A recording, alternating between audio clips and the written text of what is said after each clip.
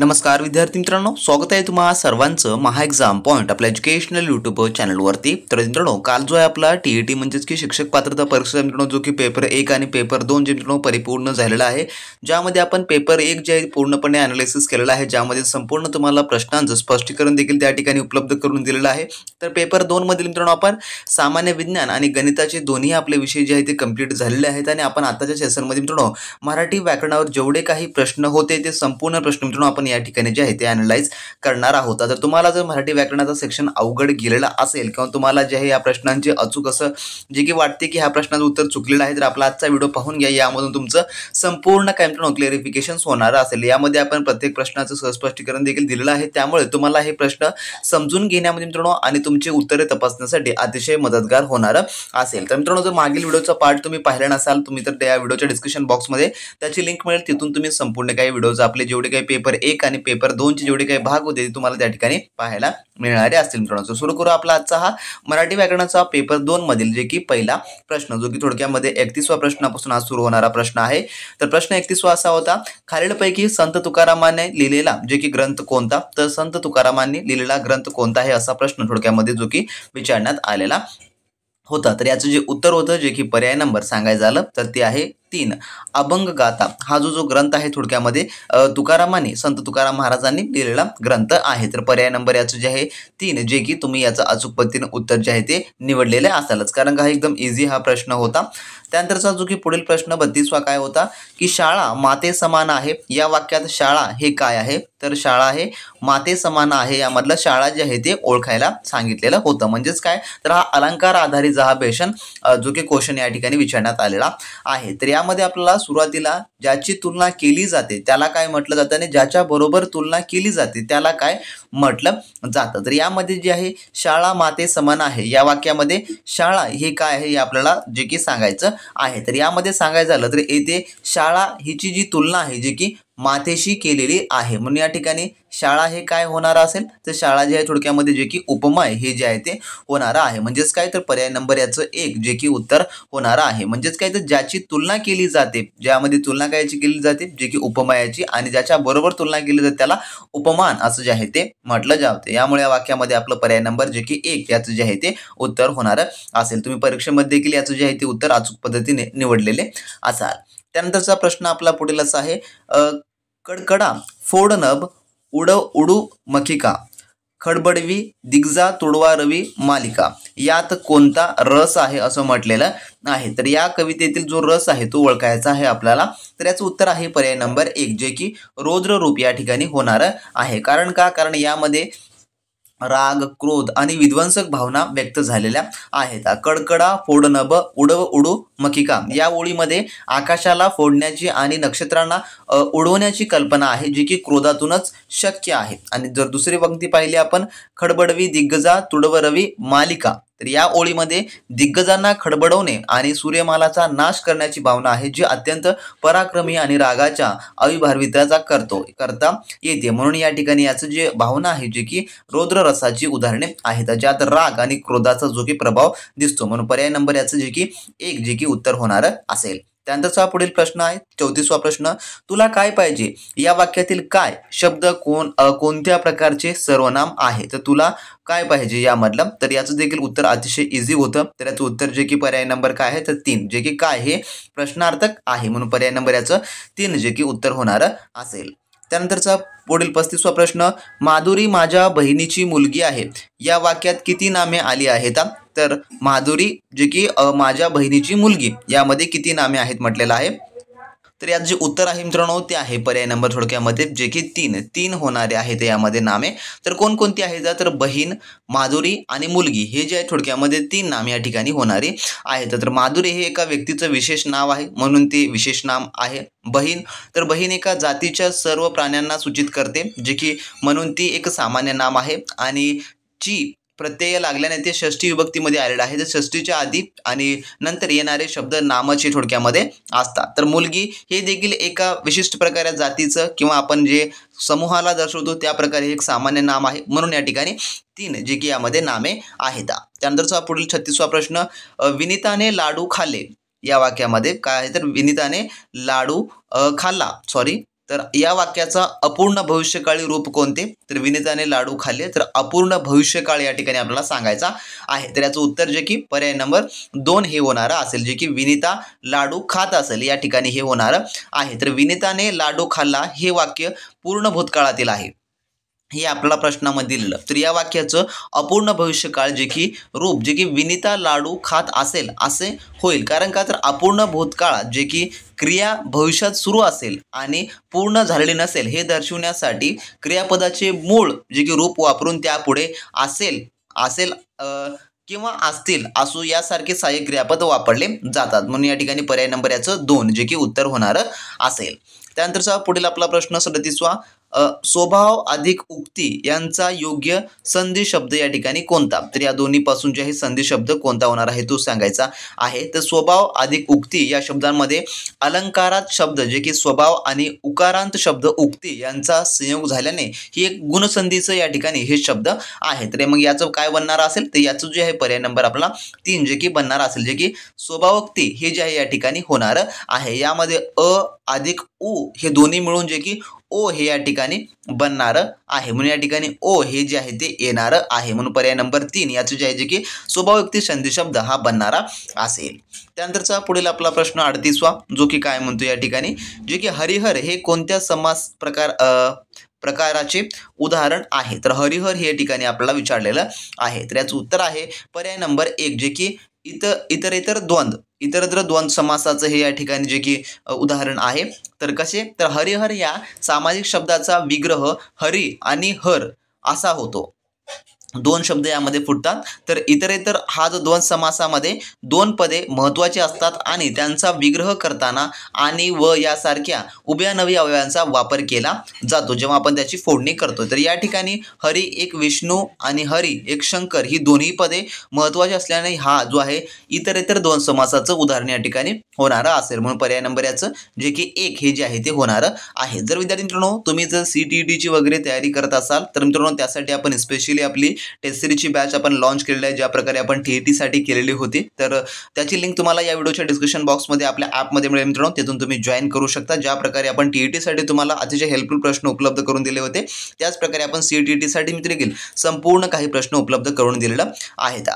त्यानंतर पुढील आपला 39वा प्रश्न, पुढीलपैकी वर शब्दाचा समानार्थी नसलेला शब्द कोणता? तर वर या शब्दाशी म्हटलेलं आहे. तर याचं उत्तर आहे पर्याय नंबर 2 जे की जरा हे जे आहे थोडक्यामध्ये याचा समानार्थी नसलेला शब्द आहे. तर बाकी श्रेष्ठ, आशीर्वाद, नवरा मुलगा हे संपूर्ण वर यासाठी शब्द आहेत.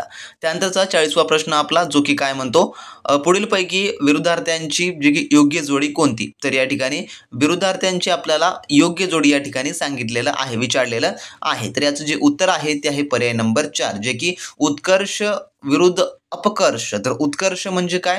तर प्रगती किंवा भरभराट. तर अपकर्ष म्हणजे अधोगती किंवा ऱ्हास असा या ठिकाणी होणार आहे. म्हणून पर्याय नंबर याचं 4 जे की उत्तर होईल. आणि बाकी पर्याय या ठिकाणी संपूर्ण काही समानार्थ्यांच्या जोड्या आहेत. आपण पर्याय नंबर 4 ची जोडी ही विरुद्धार्थाची या ठिकाणी पाहायला मिळणारी आहे.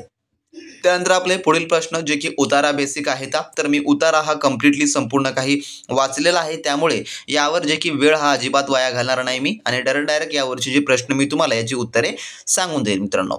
तर या ठिकाणी प्रश्न 41वा जो की आपला उतार्यावरचा होता, दुःखाविषयी सांगताना पुढीलपैकी कोणते उदाहरण उतार्यात आलेलं नाही? तर याचं उत्तर आहे पर्याय नंबर 3 जे की रडणारी व्यक्ती हे या ठिकाणी आलेलं नाही. तर 42वा प्रश्न पुन्हा, दुःखे कशासाठी येतात? तर याचं जे उत्तर आहे जे की पर्याय नंबर याचं काय आहे? तर पर्याय नंबर 1 जे की कसोटी पाहण्यासाठी. कारण का आपल्याला या उताराच्या पहिल्या लाईनीमध्ये जे आहे हे संपूर्ण समजावून सांगितलेलं आहे. त्यानंतरचा प्रश्न 43वा जे की उतार्यातून लेखकाचा कसा दृष्टिकोन प्रतीत होतो? तर संपूर्ण उतारा वाचल्यानंतर तर याचं उत्तर आहे पर्याय नंबर 1 जे की सकारात्मक हा जो आहे थोडक्यामध्ये या ठिकाणी जो की आपल्याला लेखकाचा दृष्टिकोन प्रतीत होतो. तर हे झालं संपूर्ण उतार्यावरचं. त्यानंतर पुढे आपल्याला होती कवितावरील 44 ते आपल्याला 46 प्रश्न या ठिकाणी सोडवायचे होते. तर ही कविता तुम्ही काळजीपूर्वक या ठिकाणी वाचलेली असेल, मी देखील वाचलेली आहे. तर आता मी यावरची तुम्हाला फटाफट संपूर्ण उत्तरे सांगतो. तर या ठिकाणी प्रश्न 44वा, कळीसाठी कोण वाट पाहत आहे?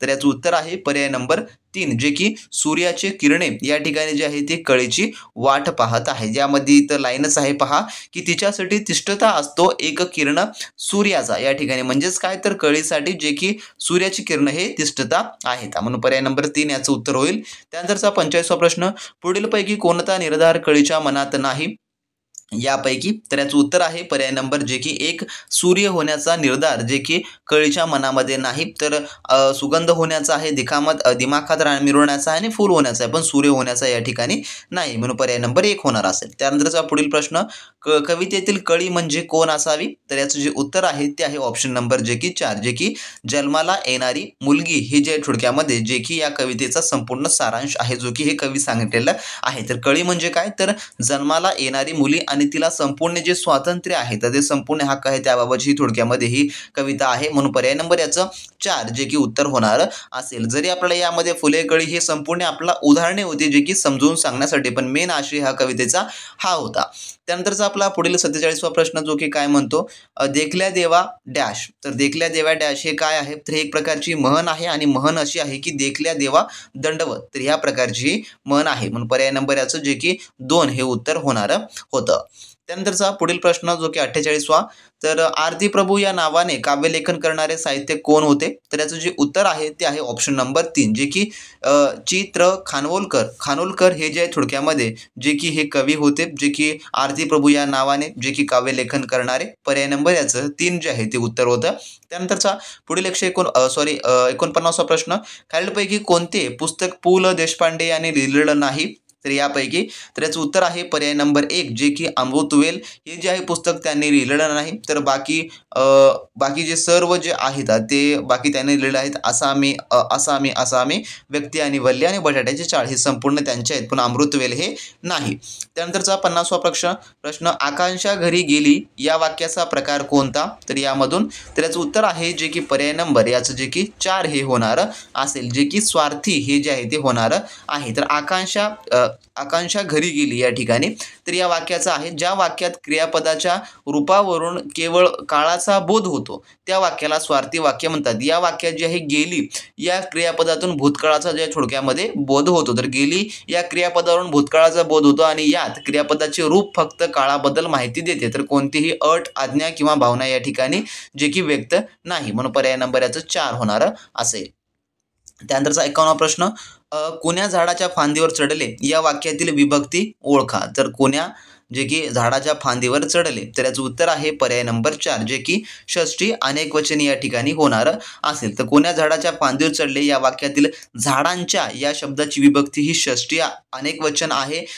झाडांच्या या शब्दात च्या हा प्रत्यय लागलेला आहे या ठिकाणी तुम्ही पाहू शकता, तर प्रत्यय लागलेला आहे आणि झाड हा शब्दाचं अनेकवचन झाडा असं जे या ठिकाणी आहे. तर षष्ठी अनेकवचनाचं सांगायचं झालं तर चा, ची, चे हे प्रत्यय षष्ठी विभक्ती अनेकवचनासाठी वापरले जातात आणि झाडांच्या या शब्दात च्या हा प्रत्यय या ठिकाणी आपल्याला पाहायला मिळालेला आहे, म्हणून पर्याय नंबर याचं 4 जे की उत्तर होणार असेल. त्यानंतरचा 52वा प्रश्न आपला, एक प्रत्यय लावताना येणारा शब्द कोणता? तर यापैकी तर याचं उत्तर आहे पर्याय नंबर 4 जे की आनंद या शब्दाला जे आहे एक हा आपल्याला प्रत्यय लावता येत नाही. तर बाकी सामाजिक जे काही वाचा जे की वाचिक, त्यानंतर धार्मिक ह्या संपूर्णाला हे लावता येतं. तर समाजचं सामाजिकला लावता येतं, वाचाचं वाचिकला लावता येतं, धर्माचं धार्मिकला लावता येतं, परंतु आनंदला जे की आनंदाचं लावता येत नाही. त्यानंतरचा आपला पुढील प्रश्न जो की पुढीलपैकी मागणी पत्राचा विषय कोणता असेल यापैकी?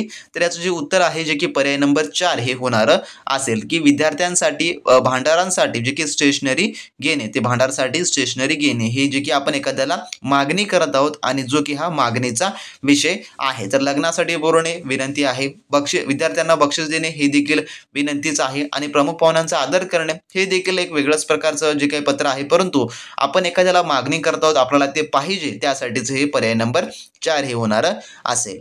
त्यानंतरचा 54वा प्रश्न, अ, आ, इ, ई, उ, ऊ हे कोणत्या प्रकारचे स्वर आहेत? तर याचं जे उत्तर आहे ते आहे पर्याय नंबर जे की 1 हे सजातीय प्रकारचे संपूर्ण काही स्वर आहेत. तर अ, आ, इ, ई, उ, ऊ हे सजातीय स्वर आहेत कारण ते एकाच उच्चार स्थानातून उच्चारले जातात. स्वरांच्या प्रकारानुसार अ, इ, उ हे ऱ्हस्व स्वर आहेत, तर आ, इ, उ हे दीर्घ स्वर आहेत. तर सजातीय स्वर कायला म्हणतात तर एका स्वरस्थानातून म्हणजे की तोंडातून निघणाऱ्या स्वरांना सजातीय स्वर असे म्हणतात. तर याचं पर्याय नंबर जे की एक हे उत्तर होणार असेल. तर पर्याय नंबर 1. त्यानंतर पुढचा प्रश्न, धरणी या शब्दाचा लघुगुरु क्रम कसा असेल तर धरणी या शब्दाचा, तर याचं जे उत्तर आहे जे की पर्याय नंबर 1 या प्रकारे असणारा असेल. त्यानंतरचा 56वा प्रश्न, झाकले माणिकचा योग्य अर्थ काय तर यापैकी, तर याचं उत्तर आहे पर्याय नंबर जे की 3 साधा पण गुणी मनुष्य असा याचं जे आहे थोडक्यामध्ये अर्थ होणारा असेल. पर्याय नंबर 3 आहे. त्यानंतरचा 57वा प्रश्न, पुढीलपैकी शुद्ध शब्द ओळखा तर यापैकी, तर याचं उत्तर आहे पर्याय नंबर 2 जे की वायुपुत्र या प्रकारे जे आहे जो की लिहिलं जातं. पर्याय नंबर 2 हे होणार असेल. त्यानंतरचा 58वा प्रश्न, पुढीलपैकी वचन नियमाच्या दृष्टीने गटात न बसणारा शब्द कोणता तर यापैकी गटात न बसणारा हे शब्द या ठिकाणी आपल्याला सांगायचं आहे. तर यामध्ये जे आहे अनेक साऱ्या प्रश्नांच्या तफावती आहेत, कारण का यामध्ये काहींचं जे वक्तव्य आहे ज्यामध्ये म्हणतात की अनेक विद्यार्थी, मी देखील या प्रश्नासंदर्भात स्क्रीनशॉट देखील आम्हाला मिळालेलं होतं. तर मी जे स्पष्टीकरण सांगायचं त्यानुसार जर हे याचं उत्तर जे की पर्याय नंबर 1 हे होणार असेल, कारण का फूल हा गटात न बसणारा शब्द आहे. कारण नाले, पेले आणि भाले हे शब्द अनेक वचनी आहेत, परंतु फुले हा शब्द अनेक वचनी असला तरी एक सामान्य नाम आहे. तर नाले, पेले आणि भाले हे शब्द जे आहे अनेक वचनी नाम असून फुले हा शब्द एक विशेष प्रकारच्या नामाचे प्रतिनिधित्व करते, म्हणून या ठिकाणी हे पर्याय नंबर 1 जे की गटात न बसणारा आहे. तरी पण पाहू जे आपली याची आन्सर की येईल त्यावेळेस आन्सर की कोणत्या प्रकारची असणारी असेल. त्यानंतरचा आपला पुढील 59वा प्रश्न, वाक्यातील क्रियापद जेव्हा कर्माप्रमाणे बदलतो तेव्हा डॅश प्रयोग होतं, तर कोणता प्रयोग जे आहे त्यावेळेस जे आहे ते होतो तो आपल्याला सांगायचा आहे. तर याचं उत्तर आहे पर्याय नंबर 3 जे की कर्मणी प्रयोग जो आहे थोडक्यामध्ये होतो. तर कर्मावर भर दिला जातो तेव्हा कर्मणी प्रयोग होते. त्यानंतरचा 60वा प्रश्न आपला, तुला हे पुस्तक आवडले का या वाक्यातील गाळलेल्या जागी कोणते विरामचिन्ह येईल यापैकी, तर तुला हे पुस्तक आवडले का तर या ठिकाणी आपण जे की प्रश्नात्मक प्रश्न विचारत आहोत त्यामुळे प्रश्नार्थक चिन्ह या ठिकाणी येणारं असेल. थोडक्यात प्रश्नचिन्ह हे त्या ठिकाणी येणारं असेल, म्हणून पर्याय नंबर याचं काय उत्तर होणार असेल जे की 2 हे जे आहे ते उत्तर होणार असेल. तर वाक्यात प्रश्न विचारण्यासाठी वापरल्या जाणाऱ्या सर्वनामांना प्रश्नार्थक सर्वनाम म्हणतात. तर कोण, काय, कुठे ही काही प्रश्नार्थक सर्वनामे आहेत, म्हणून पर्याय नंबर जे की या ठिकाणी 2 याचं उत्तर होणार आहे. तर हे संपूर्ण प्रश्नाची उत्तरे होते जे की आपण आज मराठी सेक्शन्समध्ये पाहिलेले आहेत.